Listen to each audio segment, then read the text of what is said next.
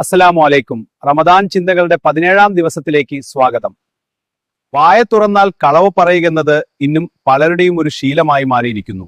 തമാശയ്ക്ക് വേണ്ടിയാണെങ്കിൽ പോലും കളവ് പറയുന്നതിനെ മതം കർശനമായി വിലക്കിയിട്ടുണ്ട്. ഒരിക്കൽ കളവ് പറഞ്ഞാൽ പിന്നെ നിങ്ങൾ സത്യം പറഞ്ഞാൽ ആരും വിശ്വസിക്കാത്ത അവസ്ഥ വരും. കളവ് പറയുക എന്നത് മുനാഫിക്കിന്റെ ലക്ഷണങ്ങൾ ഒന്നാണ്. എനിക്കൊരു സുഹൃത്തുണ്ട്. അവൻ എന്തെങ്കിലും ഒരു കാര്യം പറയുകയാണെങ്കിൽ അതിൽ പകുതിയും കളവായിരിക്കും. കളവ് നമ്മുടെ വ്യക്തിത്വത്തെ നശിപ്പിക്കുകയും അന്തസ്സില്ലാതാക്കുകയും ചെയ്യുന്നു. നോമ്പ് എടുത്തുകൊണ്ട് നാവിലൂടെ കളവ് പുറത്തു വരുന്നത് ആ നോമ്പിന്റെ പുണ്യമില്ലാതാക്കും.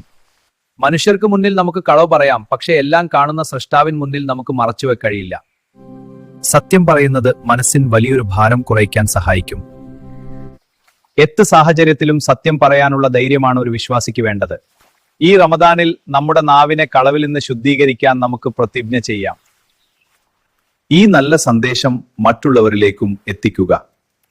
സത്യം മാത്രം സംസാരിക്കുന്ന ഒരു സമൂഹം വളർന്നു വരട്ടെ.